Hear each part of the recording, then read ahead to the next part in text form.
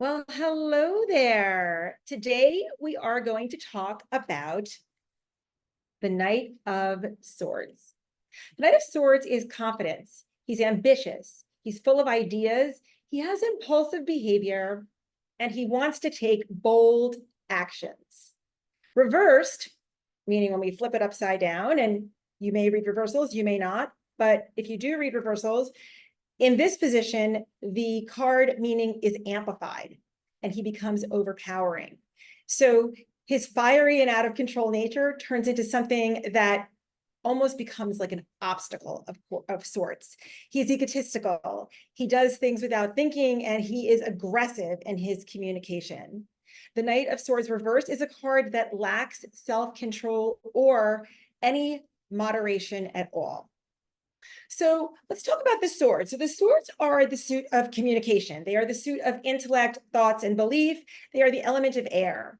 And we can use them to cut to the heart of a situation, and they allow us to think and speak the truth. Now, the swords in general represents the air signs, Gemini, Libra, and Aquarius.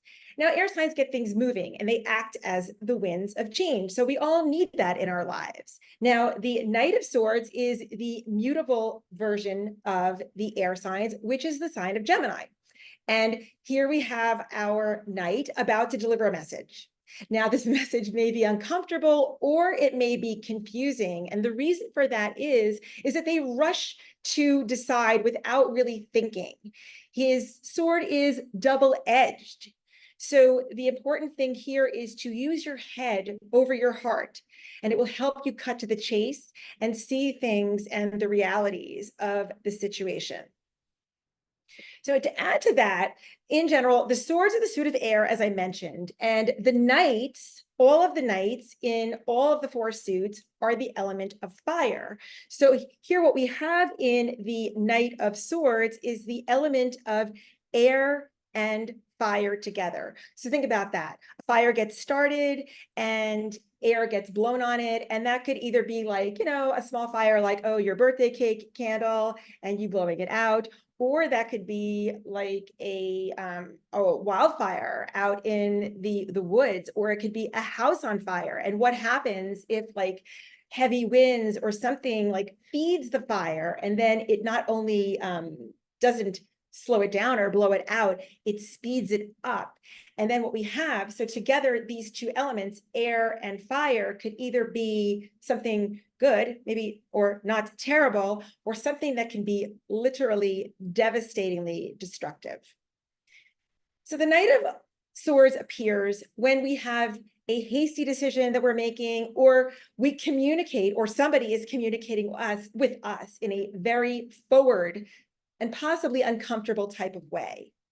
Because we see the knight as a soldier. Like in ancient times in history, the knight would spend most of his time on the battlefield and, being very fiery, very action-oriented in his demeanor. This is someone who got things done on the battlefield, but now we bring that into our day-to-day life and we get someone who can be very argumentative, very quick to speak their mind and to be brutally honest. So this can sometimes cause conflict if it's within your family situation, within a relationship dynamic, or in the workplace. And you have to deal with either a coworker, even a boss who has Knight of Swords energy. The key personality traits of the Knight of Swords is focused, it's driven, intense. They have a one-track mind, very determined. They want to charge forward. They are highly, highly motivated. So let's talk about some of the symbols that are in the card. I just want to point out, I also have a deck that I love right now. It's called This Might Hurt. And even though these are two very different cards, like this one is him on the horse, it's a little bit more history oriented. And this has the knight on a motorcycle, which is more of a modern version. We get a similar theme, like someone who's kind of airborne and moving forward in a very direct way. There are birds in the air here, and there are a lot of symbolism in birds here too that I'm going to show you.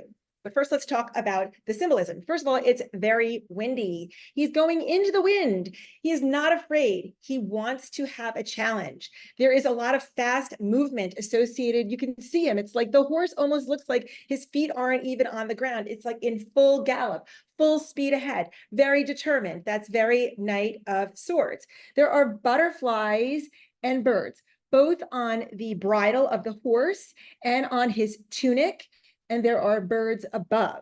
So that's what I mentioned above here also. There is that bird above, and the bird is about taking flight. So literally, like, he is in the air, and also about having a bird's eye view, seeing things not from where you are on the ground, but from above, getting a new perspective and maybe seeing it in a different way. The sword, it cuts through things. It is pointy and it is focused. And the clouds can sometimes represent confusion and distraction, which he cuts through with his knife, and he is not letting slow him down. He's wearing a red cape. Red is about passion and intensity. And he has this red plume-like feather, which is on top, which almost looks like wings from where he is sitting. And it's literally about taking flight and flying through the air. His body language, he's got his arm raised, his mouth open, his battle cry ready. He is ready to fight. And the horse that he is on now, all of my 4 knights in my tarot deck are all on horse. And the horse is strength, it's motion, it's action, and it's vitality. But it's also linked in many ancient traditions to the 4 elements. So the 4 elements, as I mentioned, I already mentioned fire and air, but there's also water and earth. And the horse is like a strong symbol of all 4 of those. And when life is moving smoothly and everything is balanced, all 4 of the elements are equally contributing to whatever the situation is. And the problem is when the knights come in and throw the energy off balance, the horse has like a predisposition to charge, you know, to kind of like go at something. So in a reading, when you may see a knight, the question is like, what are we charging at? And why? Like, what is the focus? What is the intention of our doing this? The talents of the Knight of Swords. He's got talents, he's got shadow issues. I'm going to tell you it all. So the Knight of Swords can focus like no one's business. He tunes out distractions and he gets things done with speed and efficiency. Once he puts his mind to it, there is literally no stopping him. He has impressive energy. He is intense and he is not afraid of a fight. In fact, he thrives in a brutal environment. He is more likely to go after something if he feels it's like a hardcore fight that's going to go on, because he wants something of value. He wants to feel like he earned it. So now we're going to play a game. I'm going to see if you know this knight. Maybe you know him already, but maybe I'm going to introduce you to him a little bit more. So here's how the game works. I'm going to tell you how this knight shows up in a couple of different environments, and you let me know. Have you met this guy before? Have you seen him out and about in the world? How have you handled that? What are your thoughts on him? Please leave me that in the box below, but I'm going to go through with it. Okay, 3 scenarios. First scenario is the Knight of Swords at a party. You will find this knight partying hard. He's looking for the hard drugs. He's slamming shots, and he is, you know, he is flirting with everybody, maybe in a way that is making some of the people at the party feeling uncomfortable. He is always looking to blow off steam. He is trying to balance out the hard work that fills most of his days. So he brings a certain intensity to the party. And, you know, this is who he is. So you might want to think twice before you actually invite him, because once he is there, he is flying high, he is picking fights, and he is aggressive. Like, he's known for doing things like cannonballing onto the pool that maybe hasn't gotten the pool cover off of it yet, or maybe he slams another guest into the big glass door, sliding door, and breaks the door, or maybe he just drank too much and he like literally throws up all over the new white rug of the host. So have you met this guy? That's the Knight of Swords at a party.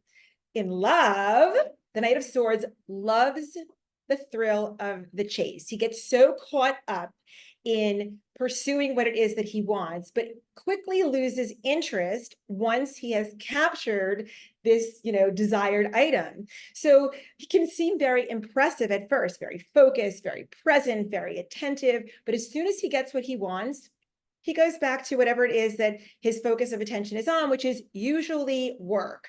So once he takes his hyper focus off of you, you may find that he disappears here and there. He's not that reliable.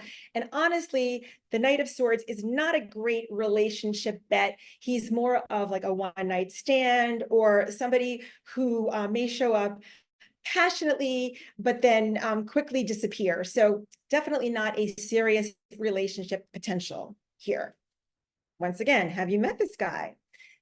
And lastly, I'm going to talk about in work. In work, this is where he excels. Even if every other area of his life is completely failing, he can be a workaholic, channeling all of his grief, his rage, his frustration, everything into his work and getting a rush from being hyper-focused and driven. He gets himself, his sense of self from his job. So if he loses this job, it can really, it can begin to spiral out and really end poorly, like possibly even in a crisis situation. Now, this guy is really good at making money. He can be great at finance, but he also, he loves to hear himself talk. So he could do anything that is about his voice. He could be on a podcast. He could be a stand-up comedian. He could be a writer. He could be, I don't know, somebody that narrates or reads or is a DJ. I don't know. He does anything that has something to do with speaking. So all of those would be suitable professions for him. So as I mentioned, he's really good at making money and he burns through his money. He loves to make it. He loves to spend it. Everything is fast, impulsive, and risk. He's leaning into it. He loves taking risks and he doesn't shy away from anything that's high stakes. Vegas, he loves it. And when he spends money, he does it intensely and goes all in. He is not materialistic. He's more looking for the rush. So while he might blow a ton of money on a super fancy car, it isn't really about the car or even the status of it. It's more about the thrill of making this wild purchase. So this Knight, he thrives on having a goal, having a project, having something like a challenge or a problem, something for him to work on. That is crucial. He needs something to focus his attention on, because without this, he will literally self-destruct. He cannot stand having nothing to do. He loves tasks that are challenging and he hates being stuck in one place. This dude has energy to burn and places to go. So do not try and tie him down or hold him back. Now, as I mentioned, or as you might be gathering, this Knight has a dark side. He does have a shadow and he can be really impulsive and thirsty for action. He seeks out drama. He's looking for a fight. So while he's gifted with the ability to hone in on a goal and really focus intensely, it really isn't sustainable. I mean, ultimately, my thought is this guy is eventually going to burn himself out unless you take actions that will prevent that. So what are some of those actions you can take to prevent from burning out? Well, first of all, set a goal. Focus on one thing at a time and block out all the distractions until you get it done. And also, for example, focus on getting, so have you ever heard of the idea of batching content, or even cooking? Like say maybe on Sunday night, you cook all the meals for the week. So it's done. So every night when you come home after work, you have a hot meal that somebody that loves you made. I'm talking about you, and you don't have to worry about it. So batching is a really nice way to kind of get that little Knight of Swords energy out of you. So anyway, that's basically what I have to say about the Knight. I would love to hear your thoughts on the Knight. Do you agree? Do you disagree? Have you met any of these guys at a party or in your life? And now I'm going to end with some journaling questions.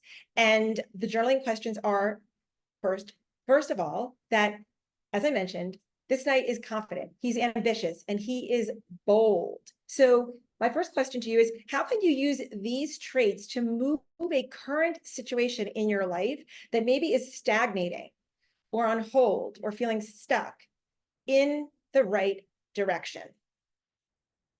And the second question I have for you is tapping into the air quality of the swords, talking about what makes the most logical sense in the position that you are in. So with that, I'm going to thank you so much for coming. I want you to remember to look in the box below if you want to follow me on social media, if you want to get my newsletter if you want to get a reading from me. I'm available, and all that information is there. And also, if you leave me a comment below, which I would love, I will 100% respond back. So for now, thank you for stopping by, and I look forward to seeing you the next time.